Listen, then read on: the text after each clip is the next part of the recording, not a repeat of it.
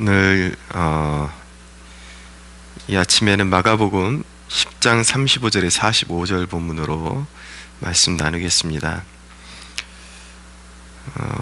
오늘 본문을 통해서 우리는 사람이 어떻게 하나님의 뜻에 합당한 인생길을 걸어갈 수 있는가라는 질문에 대한 대답을 고찰해 볼 수 있게 됩니다. 오늘 예루살렘으로 올라가는 예수님과 제자들 사이에 목적지가 같은데 같은 목적지를 가면서 올라가는 이유가 서로 생각하는 관점이 너무 다르다라는 것을 보게 됩니다. 32절 이하에 예루살렘으로 올라가는 길에 예수께서 그들 앞에 서서 가시는데 그들이 놀라고 따르는 자들은 두려워하더라. 이에 다시 12제자를 데리시고 자기가 당할 일을 말씀하여 이르시되 보라 우리가 예루살렘에 올라가노니 인자가 대제사장들과 서기관들에게 넘겨지매 그들이 죽이기로 결의하고 이방인들에게 넘겨주겠고 그들은 능욕하며 침뱉으며 채찍질하고 죽일 것이나 그는 3일 만에 살아나리라 하시니라. 예수님께서 예루살렘에 올라가시면서 분명히 고난받으시고 십자가를 지실 것을 말씀하셨습니다.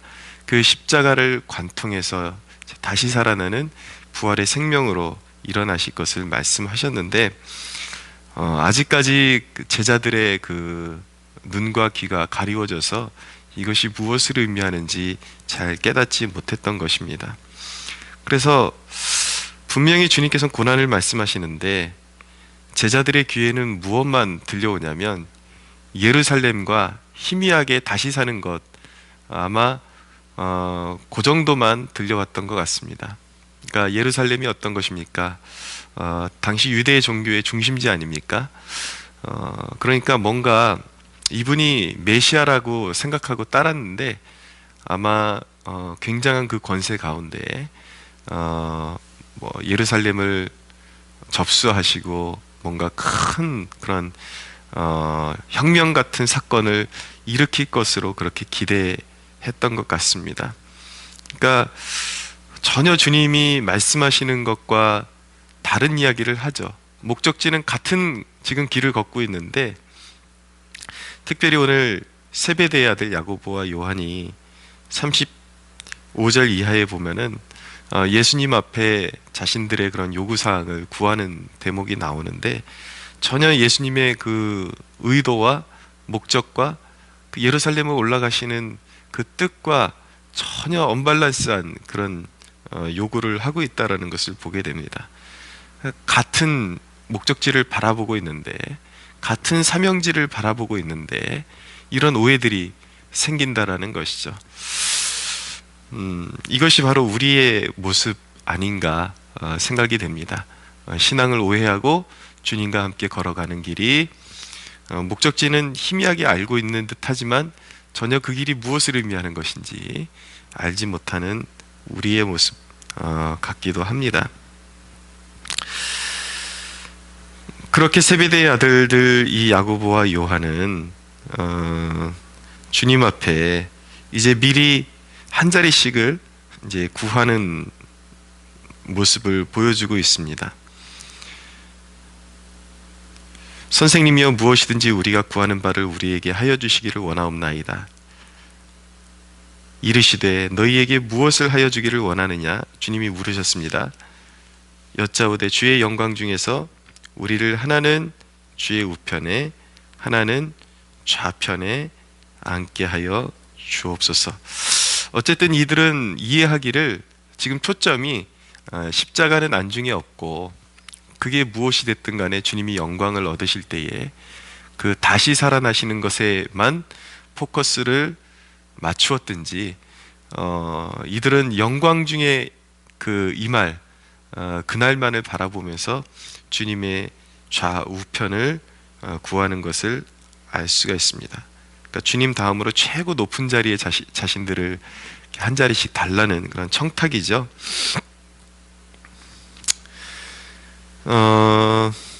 그런데 예수님께서는 38절 이하에 보면은 진정한 높아지는 길, 하나님 나라에서 높아지는 길이 어떤 길인지를 제자들에게 가르쳐 주셨습니다.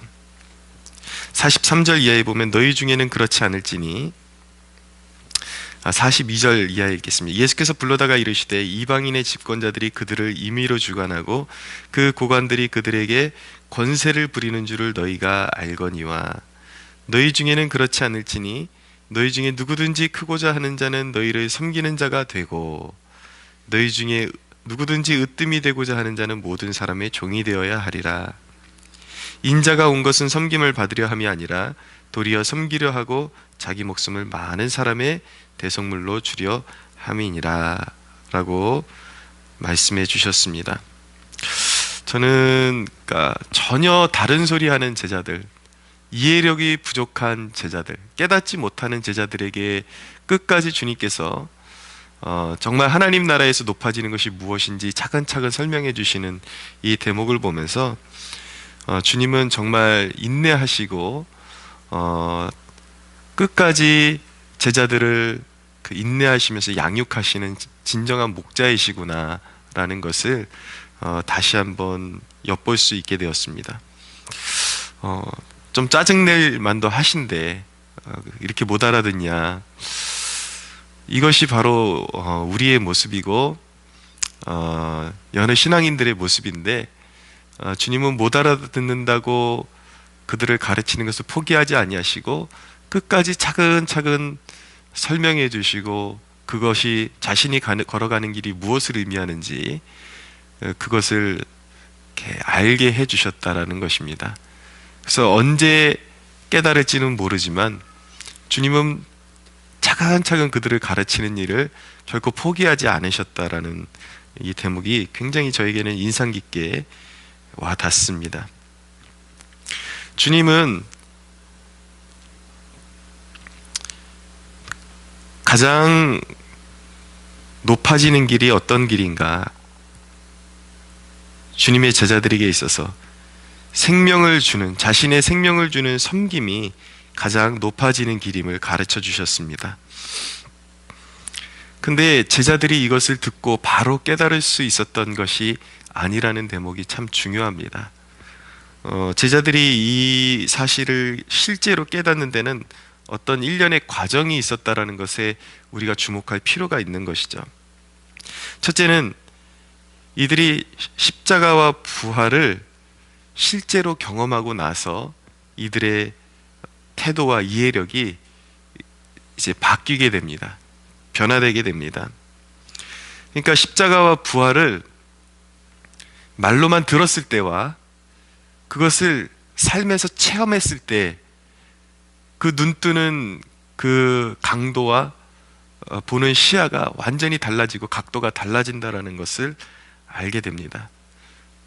귀로만 들었을 때에는 예루살렘에만 초점을 맞추고 신앙이라는 것이 하나님을 잘 섬기면 우리 인생이 복된 일만 생기는 것이구나, 우리를 존귀하게 해주신다고 했으니까 설령 십자가의 길을 걷는 것이 주님을 따르는 삶이라고 말해줘도 거기에는 안중이 없고 또 십자가를 지고 따르겠습니다 그렇게 하지만 사실은 그것이 무엇인지 모르고 살아가는 그런 모습들을 보이죠. 근데 그것이 주님을 따라가는 삶이 십자가를 지고 주님을 따라가는 길이라는 것을 실제적으로 깨닫는 순간이 언제인가? 바로 우리 인생에 있어서, 한 개인에 있어서 예수님의 십자가와 부활을 인격적으로 체험하고 난 후인 것입니다. 말로만 듣던 십자가와 그 부활의 주님이 정말 내 죄를 위해서 그 가시밭길을 걸으셨고 이렇게 불순종하는 우리를 위해서 주님이 그 길을 걸으셨구나. 그리고 십자가에 못 박히시고 그리고 죽음의 권세를 이기시고 부활하셨구나. 그것을 이제 인격적으로 깨닫고 난 다음에야 주님을 따르는 길, 그리고 부활과 영생으로 가는 길은 좁은 길로 걸어가는 것이고 그리고 십자가의 길을 걷는 것이구나, 그것을 어렴풋이, 그래서 조금이라도 더 이해할 수 있게 되는 것입니다. 그것을 인격적으로 경험하고 나면 이제는 그 말이 확 깨달아지지는 못해도 그래도 주님 따르고 싶어하고 어디든지 주님을 따르겠다라는 결단이 더 굳어지는 것을 경험하게 되는 것이죠.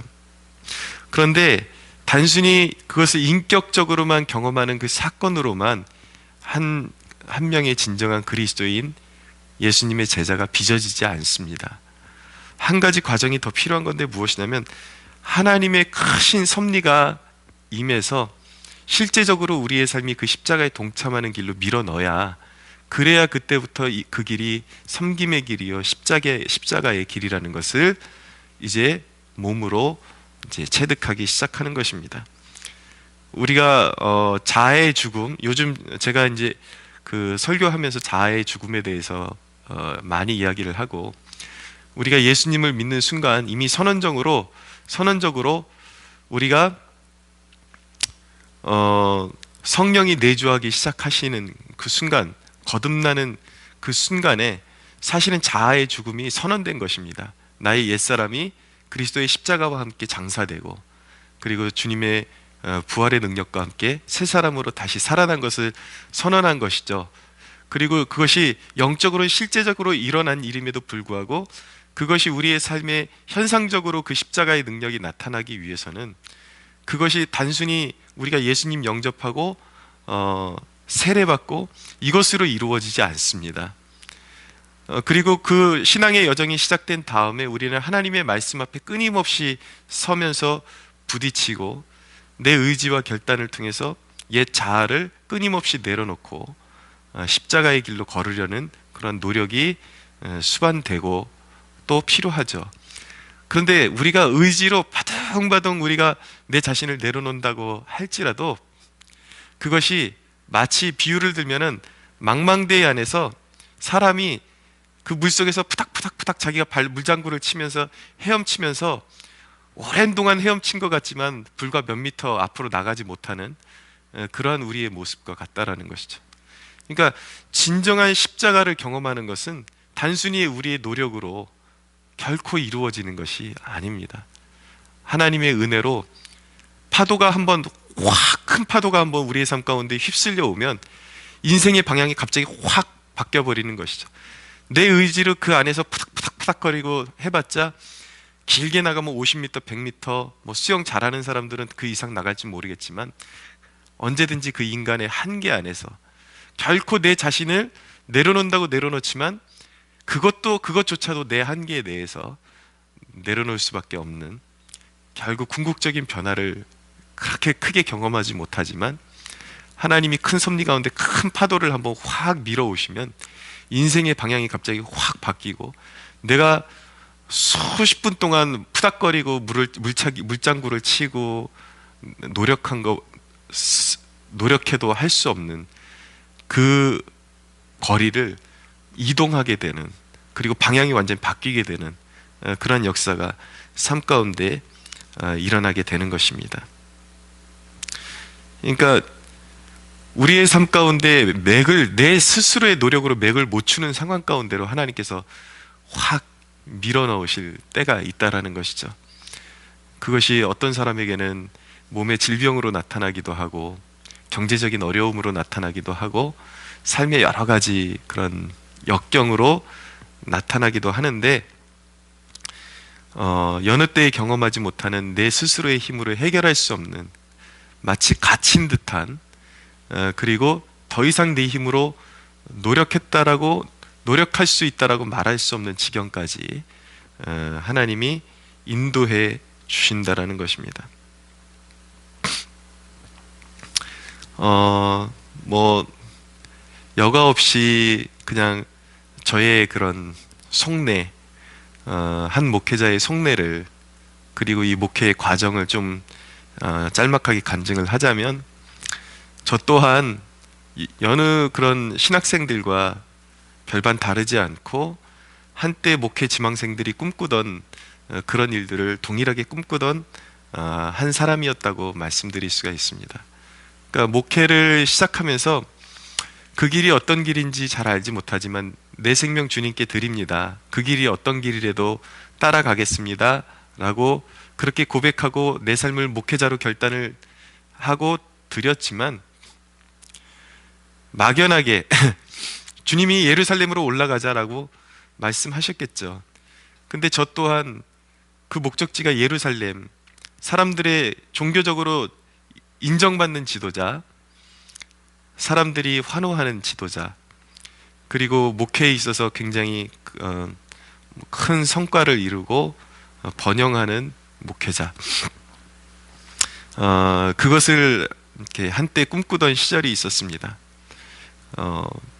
모르겠습니다. 하나님이 저를 궁극적으로 사용하시는 그릇이 얼마나 될지 그것은 하나님이 정하시지만 저는 결코 내가 작은 교회 목회자로 남겠다, 또 큰 교회 목회자가 스스로 되겠다, 그런 결단을 스스로 내리지 않기로 했습니다.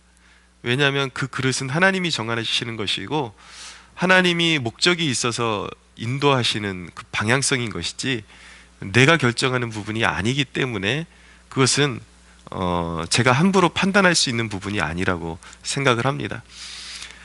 그렇지만 과거 어느 때에는 제가 분명히 이 목회를 통해서 얻을 수 있는 영화에 주로 포커스가 맞춰져서 기분 좋게 출발을 했다라는 것이죠.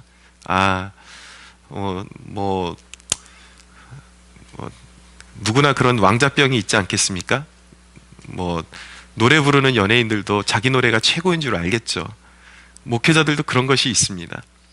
나 정도면 어느 정도 그래도 연단 받고 나면 그래도 크게 대성하지 않을까. 그 길로 가야지. 근데 그 십자가의 길이 말로는 했지만 그게 무엇인지 모르고 몸으로 깨닫지 못했지만 어느 순간 하나님께서 이 개척이라는 이 과정으로 밀어넣으시면서 정말 내가 아무것도 아니구나라는 것을 절실하게 깨닫게 되었고, 먹고 사는 것부터 하루하루 하늘을 쳐다보지 않으면 살 수 없는 지경까지 하나님께서 밀어넣으셨고, 가장 괴로운 것이 그런 것이었습니다. 직장인들은 회사에 가서 한 달을 꼬박 일하면 자기의 땀의 결실을 받죠. 물론 하나님께서 안 먹여주셨다라는 이야기는 아니지만 너무나도 매 순간 기적이었지만 목회자에게 순간순간 눈물로써 씨를 뿌리고 땀을 흘린 대가는 무엇이겠습니까? 그래도 교회가 건강하게 일어나고 이렇게 예배자들이 함께 몰려오고 찾아오고 이게 이제 그 목회자가 복음의 씨앗을 뿌린 대가라면 대가일 텐데 6, 7년을 눈물로 씨앗을 뿌리고, 한 가지 말씀드릴 수 있는 것은 7년의 기간 동안에 사람이 한 사람도 없는 새벽에도 하나님 앞에서 농땡이 부려본 적이 거의 없고, 정말 코람데오라는 그 생각으로 하나님이 날 지켜보고 계시다라는 생각으로 기도를 걸른 적이 정말 엔간해서는 없고, 스스로 시험에 들어서 넘어져서 정말 해야 될 일을 등한시해 본 적도 없고, 늘 때가 되면 전도 나가고 기도하고 듣는 사람이 있든지 없든지 계속 말씀 준비하고 전하고, 그랬는데도 정말 하나 이렇게 결실을 볼 수 없는 이런 목회를 쭉 이어가다 보면은 정말 사람이 무기력해지고 정말 쓰러지지 않는 것이 기적이다라고 말할 수 있을 정도로 그런 삶을 이렇게 지탱해 와야 했던 것입니다. 그래서 어느 순간 생각해 보면 직장인들이 그렇게 부러웠어요. 왜냐하면 한 달 열심히 그냥 일하고 나면 자기가 일한 대가를 받으니까. 그런데 이 개척 목회자는, 무명의 개척 목회자는 수고하고 씨를 뿌려도 무엇 하나 보이지 않는 상황이 계속 수년을 이어지게 되니까 정말 내 자신에 대한 그런 연약함, 아무것도 아닌 것, 이런 것들에 대해서 처절하게 깨닫게 되면서 비로소 하나님께서 주신 은혜는 무엇이냐면 내 안에 있던 헛된 욕망들을, 그 기름기들을 하나님께서 쫙 빼버리시고 사실은 어느 때는 너무 빼버리셔가지고 기름기 하나 없어가지고 탈이긴 한데, 정말 나의 한계를 보게 하시고 하나님을 의지하는 것이 어떤 삶인 줄 알게 하시고, 결국은 그 과정을 통해서 정말 하늘을 바라보는 삶을 몸으로 체득하게 하시고, 십자가를 지고 주님을 쫓는 삶이 무엇인지를 몸으로 체득하게 해주신 것입니다. 그것이 아니었다면 정말 그 한 영혼에 대한 가치에 대한 그것을 저는 여전히도 내 스스로 왜곡시키고 있었을 것이고, 그리고 사명이 무엇인지에 대해서 늘 그런 속된 마음을 끝까지 품고 있었을 것입니다. 심지어는 십자가를 지는 것마저도 인간적인 생각으로 십자가를 풀어내는 그런 지경에 있었을지도 모릅니다.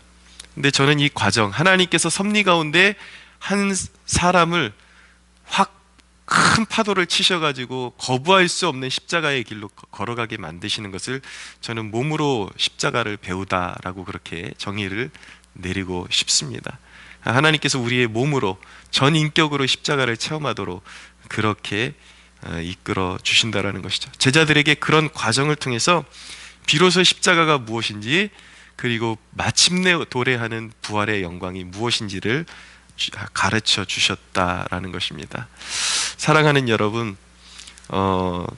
성장하지 않으려고 제자리에 안주하는 것은 악한 것입니다. 제가 늘 강조하는 것은 안 하려고 하는 사람들이 나는 연약하다라고 말하는 그것보다 정말 그 악한 모습은 없다라고 저는 생각을 합니다. 그러나 내가 노력함에도 불구하고, 내가 주님을 추구함에도 불구하고 여전히 이해력이 부족하고 따라가지 못하는 연약함들은 괜찮습니다. 여러분들의 그 삶 가운데 온전히 주님의 길이 나타날 수 있도록 기도하신다면 하나님이 여러분들을 신실하게 인도하시고 그 십자가의 길이 무엇인지, 그리고 진정한 부활의 영광으로 가는 길이 무엇인지를 여러분들에게 가르쳐 주실 것입니다. 세베대의 아들들이 예수님께서 너희가 구하는 것을 너희도 알지 못하고 구하는구나, 내가 마시는 잔을 너희가 마실 수 있으며 내가 받는 세례를 너희가 받을 수 있느냐? 그들이 말하되 할 수 있나이다. 할 수 있나이다. 예, 그들은 하게 될 거예요. 근데 그것이 어떤 방식으로 이루어지는 것인지 모르고 할 수 있나이다 그랬는데, 결국은 그들이 전혀 생각지 못한 방식으로 그 길을 걷게 되었습니다. 그리고 주님이 그 잔을 마실 수 있도록 그들에게 성령을 부어주셨습니다.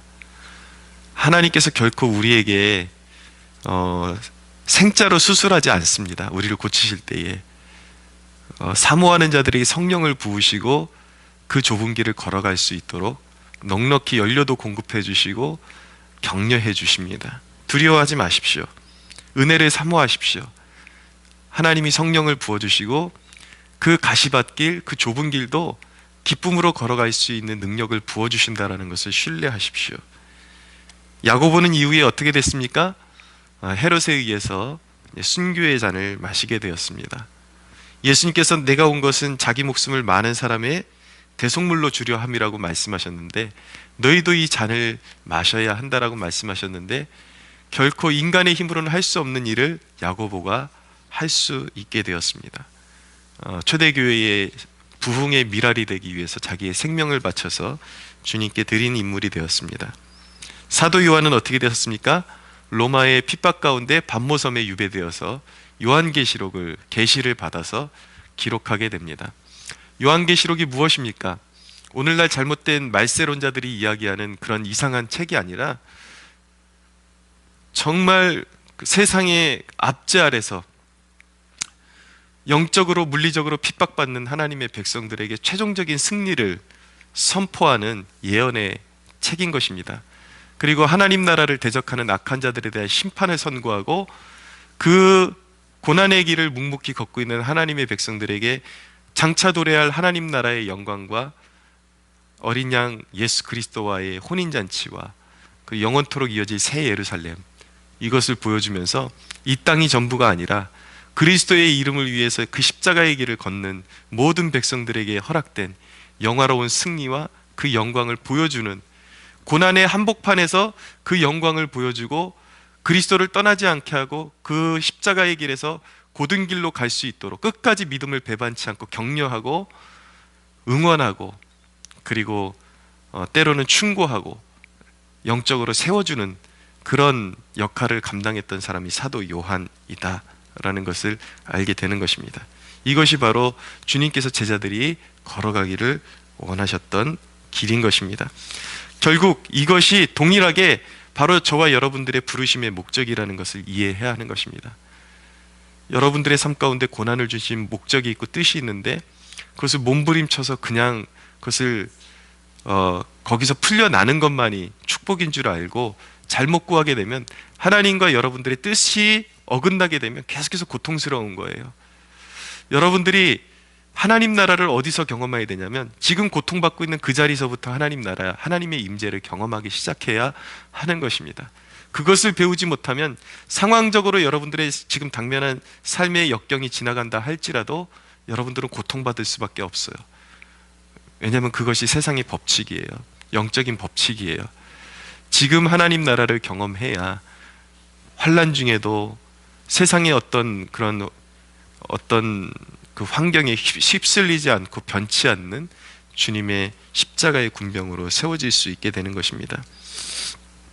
사실 고지론이냐 미답지론이냐, 우리의 인생이 높은 그런 어떤 세상에서 사회 속에서 높은 자리에 올라가서 하나님의 영광을 드러내야 되느냐, 아니면 낮은 자리에 가서 하나님의 영광을 드러내야 되느냐, 사실 무엇이 높은 자리고 무엇이 낮은 자리인지 하나님께는 그런 것이 별로 의미가 없습니다. 그런 것은 나의 부르심과 소명을 따라서 구하면서 그리고 자기의 적성에 맞는 그것을 열심히 공부하고 가면 되는 것입니다. 그러나 인간의 눈으로 보기에 높은 자리, 낮은 자리가 있는 것이 아니라 우리 그리스도인들의 궁극적인 목적, 삶의 목적은 동일하다라는 것을 아셔야 돼요. 바로 이 어두운 세상에 빛을 비추는 십자가를 지고, 그렇지만 아무리 세상에 화려해 보이는 세상 속에서도 영적인 고통과 절망 가운데 있고 소망 없음 가운데 있는 백성들에게 사도 요한처럼 하나님의 나라의 승리와 장차 도래하는 심판과 그리고 하나님의 승리, 영광스러움을 보여주고 위로하고 격려하는, 이 길로, 진정한 십자가의 길로 우리가 부름받았다라는 것, 그 길을 통해서 우리 그리스도인들은 마침내 부활의 영광으로 가게 될 것이라는 것, 그것을 기억해야 하는 것입니다. 그러므로 여러분들이 아무리 하나님께서 축복해 주셔서 세상 속에서 존경받는 자리에 가더라도 여러분 거기에서 머물러서도 되는 것이 아니라 우리는 어디에 가든지 낮은 자리와 섬김의 자리와 희생의 자리에서 섬기는 것이 주님의 부르심이라는 것을 한순간도 잊지 말아야 할 것입니다. 이것을 이해하게 될 때에 귀한 직업과 귀한 자리가 따로 있는 것이 아니라 바로 섬김의 사람, 성령의 사람이 있는 곳이 가장 귀한 자리임을 여러분들이 비로소 깨닫게 될 것입니다. 이 부르심을 이해할 때 부름받은 자신의 삶이 비로소 사람들의 눈에 보기에는 얼마나 초라할지 모르겠지만 이 부르심의 한가운데에 내가 있다라는 것을 여러분들이 인식하게 될 때에 그 부름받은 자신의 삶이 얼마나 존귀한 삶인지 비로소 깨닫게 되는 축복이 있게 될 것입니다. 사랑하는 여러분, 이 아침에 주님의 부르심에 대해서 더 깊이 눈뜨는 축복이 있게 되기를 예수 그리스도의 이름으로 축복합니다.